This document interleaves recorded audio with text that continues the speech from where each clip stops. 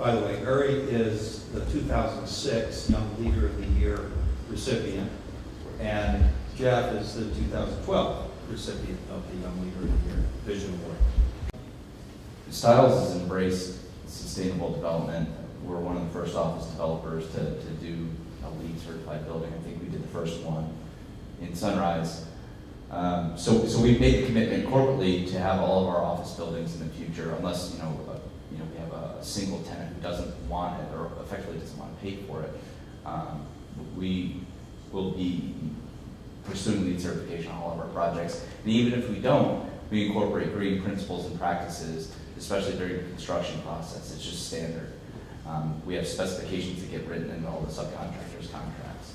I'm working on a multifamily project right now up the street, and we're pursuing LEED certification. Not something that's really taken off as much in the multifamily world yet as it did in the office sector, because from an office standpoint, tenants a lot of the times dictate, tenants want to be in a green building. Why not? Because if you're going to pay the same thing for it, I'll take green over not green. Or corporations may have a commitment to it. So, but on the multifamily side, you really are playing to two things. One is there is a cost to it. I can tell you that for sure. So the question is, are your tenants willing to pay more for it? Do they recognize what LEED is or not? Will they pay more money for it to recoup your investment? And secondly, on your exit, when you build it and sell it, will whoever's buying it either pay more for it or will they demand it? We've taken a position as of now that we think there is a value to offset the cost. And we also think, obviously we're doing something good for the environment in doing so.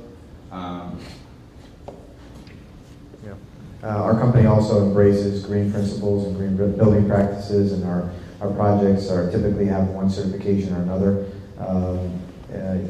The one thing I wanted to mention in addition is, in terms of sustainability, one of the things that we do as a company is we like to think of the projects not just in terms of what are the construction materials and in terms of what is the certification of the building, but how can we create a project that's sustainable for the community.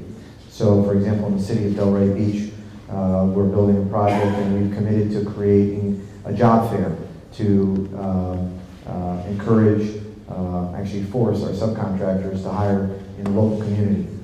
Because we want the local community to benefit even during construction, and if we can find ways to employ people locally, that certainly helps the community and makes us a good neighbor. So that's also part of sustainability. It's not just, do you have the certification, but we are always trying to find ways to be a good community partner as a company, and I think that we are considered the leader.